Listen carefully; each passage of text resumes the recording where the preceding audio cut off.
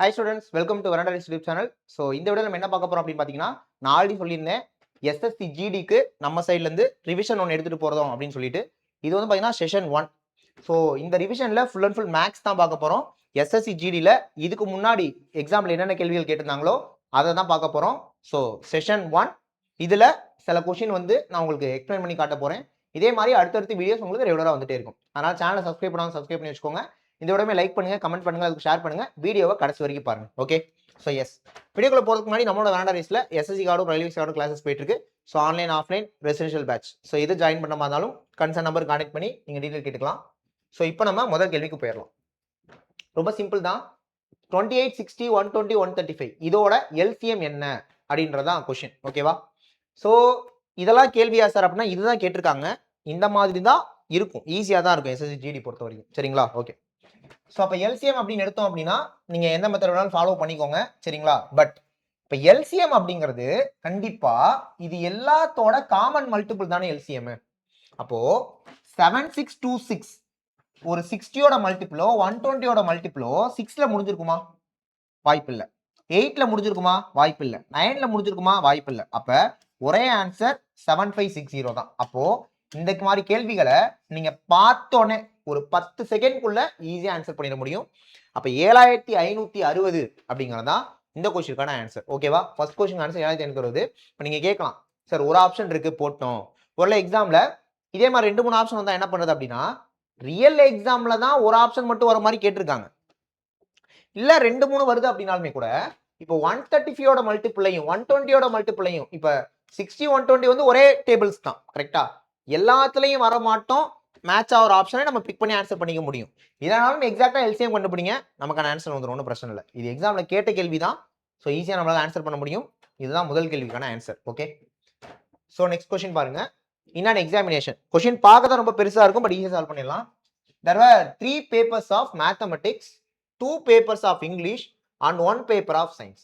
All papers were of 100 marks. Yes got 60%, or 60% in mathematics, 70% in English, 50% in science. What was his percentage of marks in all papers? இப்போ இதை பொறுத்த வரைக்கும் மொத்தமா 100 மார்க்னா எல்லாத்தையுமே பர்சன்டா convert பண்ணி அப்படின்னா நீங்க போட்டுருக்க வேணாம். நான் சொல்றேன், அப்ளை பண்ணுங்க, ஈஸியா போட்டுடலாம். இப்போ மேத்ஸ் எத்தனை பேப்பர்னு சொல்லியிருக்காங்க? 3 பேப்பர்ஸ் சொல்லியிருக்காங்க. அப்போ மேத்ஸ்ல 60% எடுத்திருக்கான். ஓகேவா? அப்ப 3 பேப்பர்ஸ்னா 3 × 60 180. அப்ப மேத்ஸ் வந்து 180 அப்படின்னு வச்சுக்கோங்க. 2 பேப்பர்ஸ் ஆஃப் இங்கிலீஷ்ன்றாங்க. இங்கிலீஷ் பொறுத்த வரைக்கும் 70. அப்ப 2 பேப்பர்ஸ்னா 2 × 70 140. அப்ப இங்கிலீஷ்ல 140.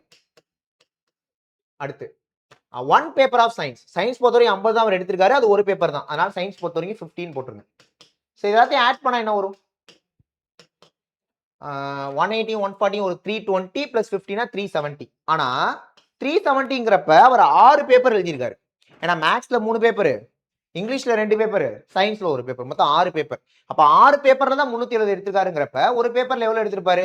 ஸோ 370/6 போட்டீங்கன்னா ஆன்சர் வந்துடும். ஸோ கேன்சல் பண்ணுவோம். 6 6 are 36, remaining 1, 1 6 are 6, remaining 4. So point வச்சு 0 எடுத்தீங்கன்னா 61 பாயிண்ட். ஓ 2 ஆப்ஷன் இருக்கு. Okay, so 6 6 are 36. ஸோ 61.6 வர்றது தேர்ட் ஆப்ஷன் மட்டும்தான். அப்போ இதுக்கான ஆன்சர் தேர்ட் ஆப்ஷன் 61.67%. ஆப்ஷன் கொஞ்சம் க்ளோஸாக தான் இருக்கு. ஸோ அதனால எக்ஸாக்டா இதை பண்ண வேண்டிய சுச்சுவேஷன். அப்போ ஆன்சர் வந்து தேர்ட் ஆப்ஷன். ஓகே, ஸோ புரிஞ்சிருச்சா என்ன பண்ணோன்ட்டு? என்னென்ன கொடுத்துருக்காங்களோ அதோட மல்டிபிள் பண்ணிட்டு எத்தனை பேப்பரோ டிவைட் பண்ணிட்டேன், அவ்வளோதான். நெக்ஸ்ட் பாருங்க. என் number is first decreased by 15% and then increased by 20%.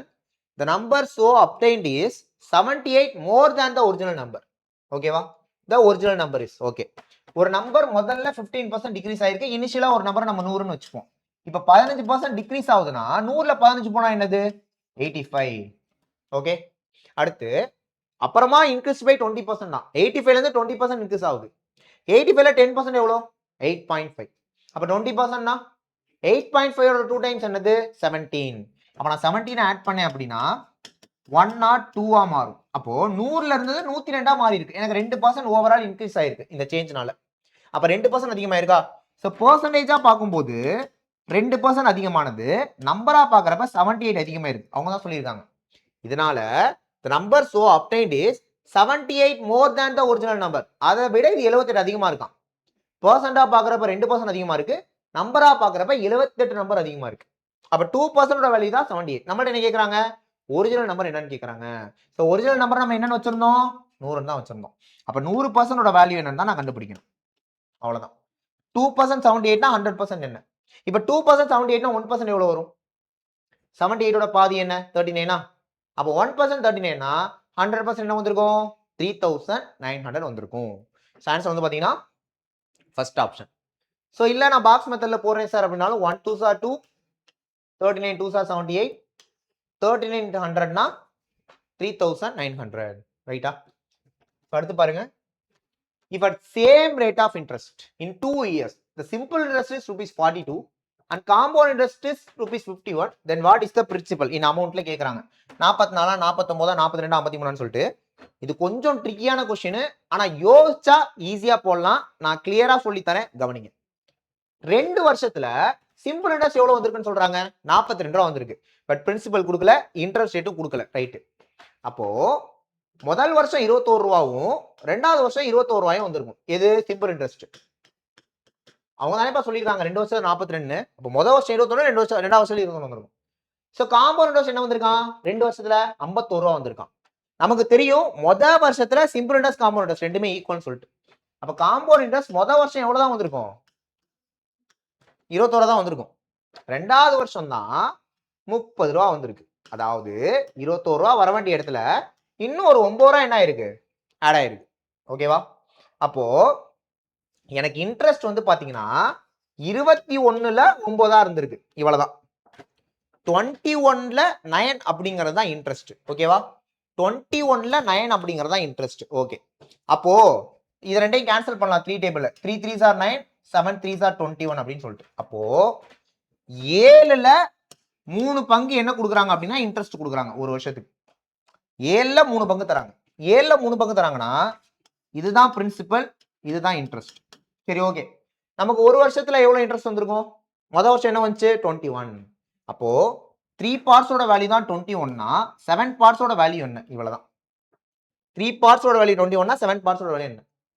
3 parts 21னா 3 7s are 21. அப்போ 1 பார்ட் 7 ன்னு அர்த்தம். அப்ப 7 பார்ட்ஸ் ஆன்சர் என்ன? 49. ஆன்சர் வந்து 49. அவ்வளவுதான். ஓகேவா? சோ 49. இது உங்களுக்கு புரியணும் அப்படிங்கறத நான் இவ்வளவு தூரம் எழுதுனேன். சோ பாத்தீங்கன்னாலே தெரியும் 21 அப்ப 30. அப்ப 21ல 9 எவ்வளவு? 21ல 9 எவ்வளவு அப்படின்றப்ப நமக்கு ஆன்சர் ஈஸியா வந்துடும். ரைட்டா? ஆன்சர் வந்து 49. நோட் பண்ணிக்கோங்க. அடுத்து போலாம். நெக்ஸ்ட் பாருங்க.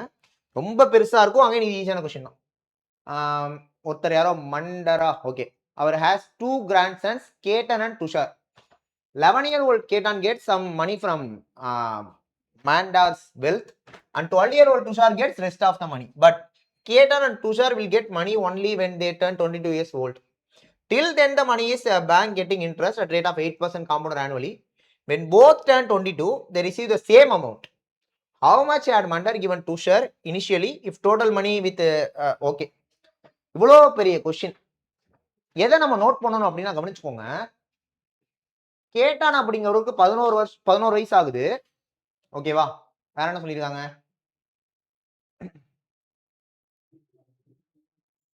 அது மட்டும் தான் இருக்கா?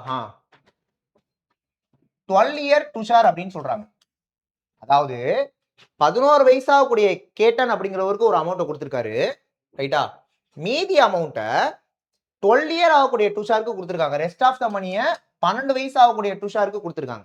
ஆனா 2 பேருமே 22 வயசு ஆனோனதான் அமௌண்ட்டை வாங்க முடியும். ஓகேவா? அப்போ கேட்டான் துஷார். கேட்டானுக்கு 11 வயசு ஆகுது. அவர் 22 வயசு ஆகிறப்ப அந்த அமௌண்ட்டை வாங்கிக்கலாம். அப்ப எத்தனை வருஷம் கழிச்சு அவர் அந்த அமௌண்ட் வாங்க முடியும்? 11 வருஷம் கழிச்சு. அப்ப இவர் 11 வருஷம் கழிச்சு தான் அந்த அமௌண்ட் வாங்க முடியும். ஆனா துஷான் என்ன பண்ணலாம்? 10 வருஷம் அந்த அமௌண்ட் வாங்கிடலாம். ஆனா இவருக்கு தான் நிறைய அமௌண்ட் போகும். ஏன்னா இவரோட ஒரு வருஷம் அதிகமா இன்ட்ரெஸ்ட் வாங்குவார். ஆமா தானே? இவரோட அமௌண்ட் 11 வருஷம் அங்க இருக்கு. இவரோட அமௌண்ட் 10 வருஷம் தான் அங்க இருக்கு. அப்ப இவருக்கு வந்து அமௌண்ட் அதிகமா வரும். இவருக்கு அமௌண்ட் அதிகமா வரும். ஓகேவா? இவருக்கு அமௌண்ட் அதிகமா வரும். எவ்வளவு அதிகமா வரும் அப்படின்னா ஒரு வருஷத்துக்கான அமௌண்ட் தானே அதிகமா வரும். இவருக்கு 10 வருஷம் அமௌண்ட் வருது, இவருக்கு 11 வருஷம் அமௌண்ட் வருது. இவருக்கு ஒரு வருஷம் தான் அதிகமாகும். அப்ப வருஷத்துக்கு எத்தனை பர்சன்ட்? 8%. வருஷத்துக்கு 8%. ஓகே. அப்ப 8%னா 8/100. இதை 4 டேபிள் அடிச்சோம்னா 2/25 வருமா? அப்ப 8% ஃபிராக்ஷன் வேல்யூ 2/25. அப்போ 25ல 2 அதிகமா வரப்போகுது யாரோ ஒருத்தருக்கு. யாருக்கு? இவருக்கு. அப்ப 25ல 2 அதிகமா வரப்போகுது. 25ல 2 அதிகமா வரப்போகுதுன்னா இவருக்கு 25 பார்ட் போச்சுன்னா இவருக்கு 27 பார்ட் போகும். எதுல? As per இன்ட்ரெஸ்ட்ல.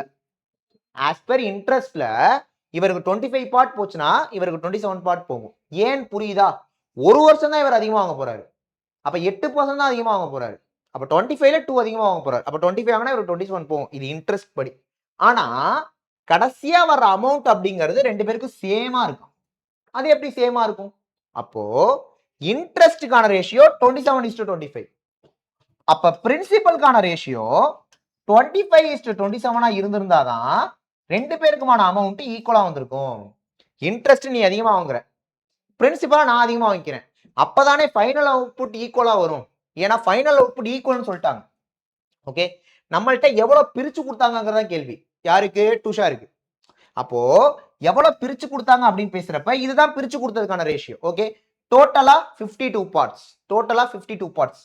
அப்ப அந்த 52 பார்ட்ஸோட வேல்யூ தான் என்ன அப்படின்னா அந்த 24,700. நம்மள்ட்ட யாரோட கேக்குறாங்க? துஷாரோட கேக்குறாங்க. துஷாருக்கு எவ்வளவு போகும்? 27 பார்ட்ஸ் போகும். 27 பார்ட்ஸ் போகும். ஓகேவா? ரைட். ஸோ இதை சால்வ் பண்ண ஆன்சர் வந்து பாக்ஸ் மெத்தட்ல. ஸோ 52 இருக்கா? 13 டேபிள் அடிக்கலாம். 413 சார். இதை 13 அடிச்சிங்கன்னா 4 13 13 மீதி 11 9 13 117 1900 மாறிடுமா? சரி, 4ஆல் அடிப்போம். நன்னாங்க 16 மீதி 3 7 28 மீதி 2 5 20. 475 27 மல்டிபிள் பண்ண ஆன்சர். 475 27 மல்டிபிள் பண்ண ஆன்சர். ஓகே, 475 27 5 7 35 கேரி 3 49 3 52 மீதி 5 28 5 33 திரும்ப 2 10 மீதி 1 15 மீதி 1 9. ஸோ 5 2 8 12. அப்ப ஆன்சர் 12,825. ஓகேவா? 12,825. உங்களுக்கு புரியணும்னு தான் நான் இவ்வளவு டீடைலா நடத்தியிருக்கேன். ரைட்டா? ஒரு வருஷம்னா 27 25. அப்ப 25 27 52 தான். இதுனா 27 என்ன? டைரக்டா நீங்க இதுக்கு வந்துட முடியும். ஓகே, என்ன பண்ணுங்கிறத மட்டும் புரிஞ்சுக்கோங்க, அதன்படி அப்ரோச் பண்ணுங்க. ஸோ நமக்கான ஆன்சர் ஈஸியா வந்துடும். ரைட்டா? நெக்ஸ்ட் பாருங்க. What is the cost price of an article which is sold for rupees 1566 with 8% profit. Okay, so cost price அப்படிங்கறத நம்ம எப்பவுமே 100 எடுத்துக்கலாம். 8% ப்ராஃபிட் அப்படின்னா எனக்கு செல்லிங் பிரைஸ் 108 இருந்திருக்கும். இது பேசிக்கான விஷயம், எல்லாருக்குமே தெரியும். காஸ்ட் பிரைஸ் 100, ப்ராஃபிட் 8னா selling price 108. Okay, so sold for 1566 சொல்லியிருக்காங்க. அப்ப செல்லிங் பிரைஸ் தான் 1566. ஸோ 108% வேல்யூ தான் 1566னா 100% வேல்யூ என்ன அப்படின்னு சொல்லிட்டு கண்டுபிடிங்க. இது செல்லிங் பிரைஸ், இது cost price. What is the cost price தான் கேக்குறாங்க. இது ரெண்டே 4ல அடிச்சீங்கன்னா 25 27.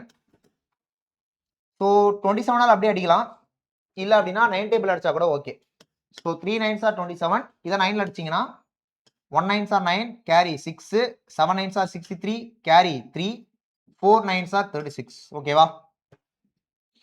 திரும்ப 3ல அடிச்சீங்க அப்படின்னா 5 15 மீதி 2 8 3 24. 58 25 பெருக்கிற ஆன்சர் 1450. மல்டிபிள் பண்ணி பாருங்க 1450 வரும். ஸோ இதுக்கான ஆன்சர் தேர்ட் ஆப்ஷன் 1450. ஓகேவா? 108 தான். இதுனா 100 என்னன்னு பாருங்க, முடிஞ்சு. சால்வ் பண்ணா 1450. ஓகே, நெக்ஸ்ட் பாருங்க. Two numbers are in the ratio 4:9. If the mean proportional between them is 24, find the positive difference between the two numbers. Okay, so 4x 9x ரெண்டே எடுத்துக்கலாம். ஆக்சுவலா உங்களுக்கு மீன் ப்ரொபோர்ஷன் தான் என்னன்னு தெரியும்னு நினைக்கிறேன். ரெண்டையும் பெருக்கி ஸ்கொயர் ரூட் எடுத்தா அதான் mean proportion. 4 9s are 36 x into x x square. அப்ப நான் 36 x ஸ்கொயருக்கு ரூட் எடுக்கணும். அப்பனா 6x ன்னு மாறிடும். ரைட்டா? 36க்கு ரூட் எடுத்தா 6, x ஸ்கொயருக்கு ரூட் எடுத்தா x. அப்ப 6x ஓட வேல்யூ தான் 24. அப்ப x equal to 4ன்னு வந்திருக்கும். x 4. இவங்க ஆக்சுவலா 4x, இவங்க ஆக்சுவலா 9x. கேட்டது டிஃபரன்ஸ் தான். அப்ப டிஃபரன்ஸ்ங்கிறது 5x. அப்ப 5x னா 5 4s are 20. So answer is 20. அப்ப 7th question answer 4th option 20. ரைட்டா? ஈஸியான क्वेश्चन தான்.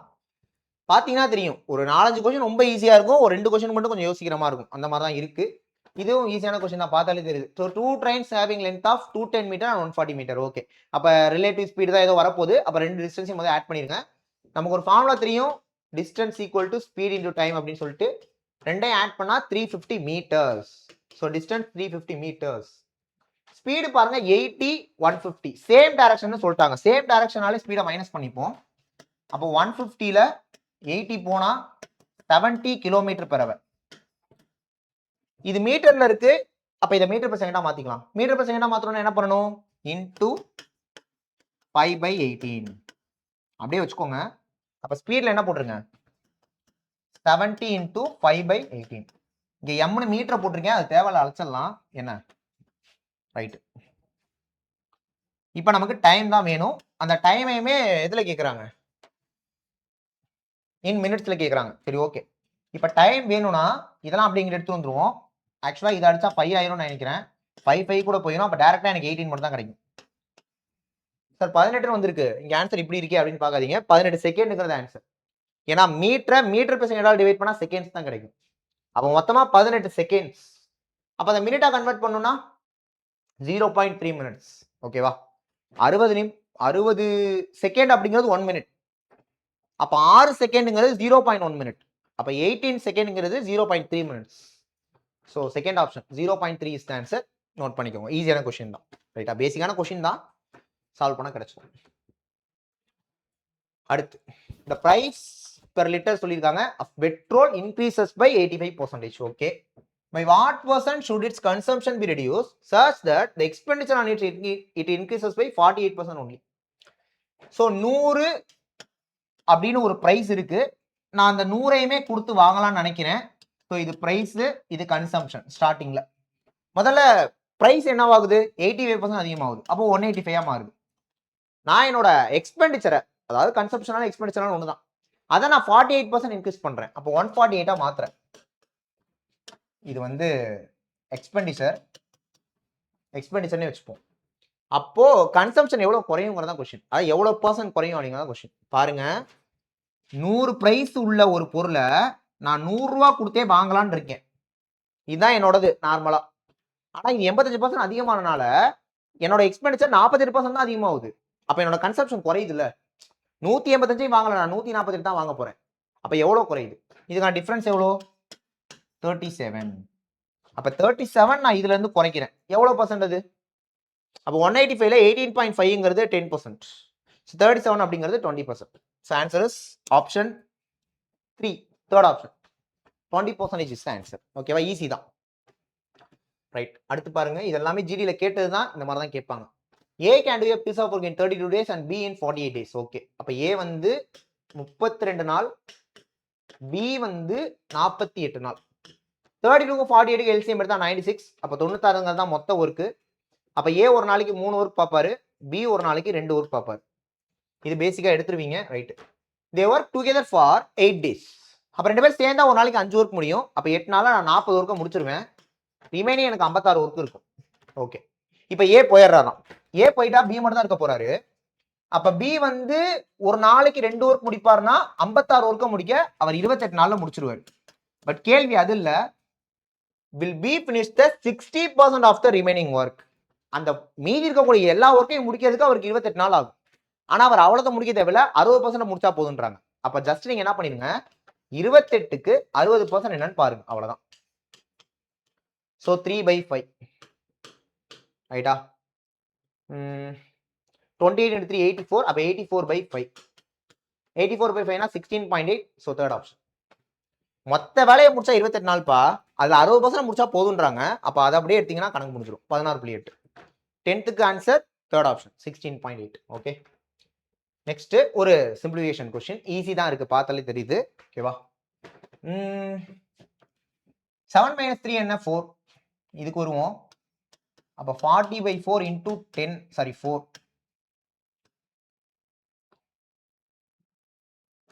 40/4 into 4ஆ? ஸோ 4 கேன்சல் ஆயிட்டா இங்க 40 மட்டும் தான் இருக்கும். இது வந்து 7 ஆக்சுவலா. அப்ப 40 + 7 47. இதோட ஹோல் வேல்யூ 47. இது 6. அப்ப 6 into 47 282. எஸ். அப்ப 11th क्वेश्चनக்கான ஆன்சர் ஃபர்ஸ்ட் ஆப்ஷன் 282. 47 6 பெருக்குனீங்கன்னா 282 வந்திருக்கும். அப்ப 11th ஃபர்ஸ்ட் ஆப்ஷன் தான் ஆன்சர். ஓகே. சோ இன்னைக்கு செஷனுக்கான லாஸ்ட் क्वेश्चन. நான் மொத்தம் 12 क्वेश्चन கொண்டு வந்திருந்தேன். ஓகேவா? 15, 25, 40, 75. சோ எந்த 4 digit number exactly divisible by இது? ஸோ இந்த 4 நம்பர்லையுமே டிவைட் ஆகக்கூடிய ஒரு லார்ஜஸ்ட் 4 டிஜிட் கேட்குறாங்க. முதல்ல 15, 25, 40 அண்ட் 75. இதுக்கு முதல்ல எல்சிஎம் எடுங்க. 600 அப்படிங்கிறது எல்சிஎம்மா கிடைக்கும்.